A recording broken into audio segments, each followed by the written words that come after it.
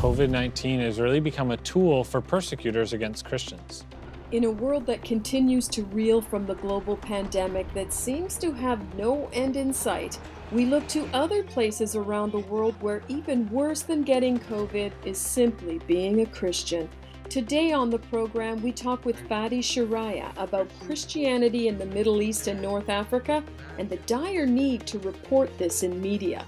Kiaa Aalipour speaks about Iran's efforts to quash Christianity, but the religion is still growing. 115 Iranian Christians were arrested in 2020, though only 52 of those arrests were publicly reported. My next guest says Iranians are seeking God more than ever, even in the face of persecution. Kiaa Aalipour works with Article 18, an organization dedicated to the protection and promotion of religious freedom based on Article 18 of the International Covenant on Civil and Political Rights by the United Nations. Kiaa, thanks so much for joining us today. Now, Iran remains on the world watch list, and yet the Iranian government says no one is persecuted on religious grounds. What is reality like for Christians in that country? Thank you for having me. Well, it's a longer story. Christian community, along with other religious minorities, face systematic state persecution and discrimination in Iran. Iran has ethnic and non-ethnic Christians. Ethnic Christian communities are permitted a degree of freedom to worship, although they also suffer restriction and discrimination in a larger scale. But the growing community of Christian converts or non-ethnic Christians is not even permitted to attend recognized churches, and they have to gather for worship in secret house churches and risk arrest and imprisonment. As you mentioned, in the year 2020, 115 Iranian Christians were arrested. 2 Iranian Christians were flogged only for drinking wine as a part of communion.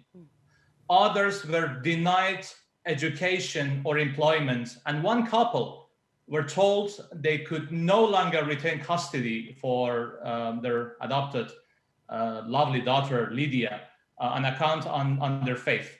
This is the reality for Christians in Iran. Children being taken away from their parents because of their faith.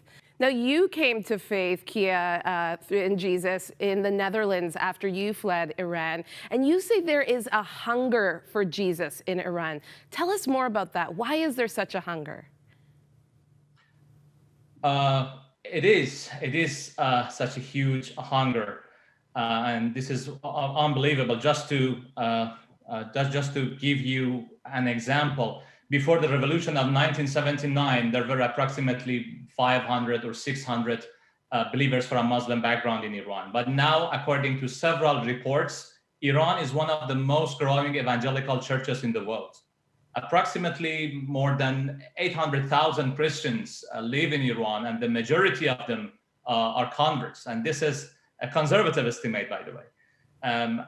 We shouldn't forget that many converts do not report their faith publicly due to fear of persecution. So we see from one side persecution is growing, on the other side God is at work. Yeah. And the Iranian regime is also very, very fearful of the growth of Christianity in Iran.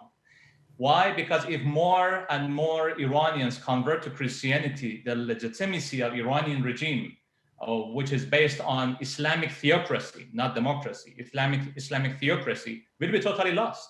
And this is one of the reasons that the persecution is on the rise. But obviously, as you also mentioned, we see that God is also at work in Iran. Yeah, that gave me goosebumps as you talked about that. I have to ask you this question, Kiaa. You know, I'm always fascinated at the fact that there are so many people who will risk their lives for their faith. And there is a surge of the underground churches in Iran. Why is it that these people continue to risk their lives for a faith that they believe in, even though that they know that they might face imprisonment, death, even loss of their children? Well, you're absolutely right, Maggie. First of all, persecution results from our identification with Christ. And for the past 4 decades, the number of Christian converts has increased, as we mentioned, and that has alarmed Iranian authorities.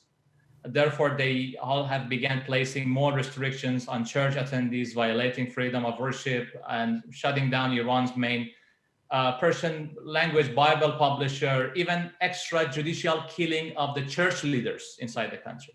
But despite all risks, Christians gather together in house churches or online churches. During the pandemic, for example, many Christians in Canada and worldwide were forced to have fellowship online. Probably you did it as well. But for many years, online churches in Iran have been providing fellowship, teachings, trainings, and counseling even for the isolated believers, because they cannot easily have fellowship. This is what we have over here, and we shouldn't take it for granted. And they should be, by the way, they should be very careful, Iranians, with the cyber army of the Iranian regime. So even coming online and having fellowship online is very risky. Yeah. Thank you so much, Kiaa Aalipour from Article 18. Thank you so much for your time and also for your work. You're most welcome.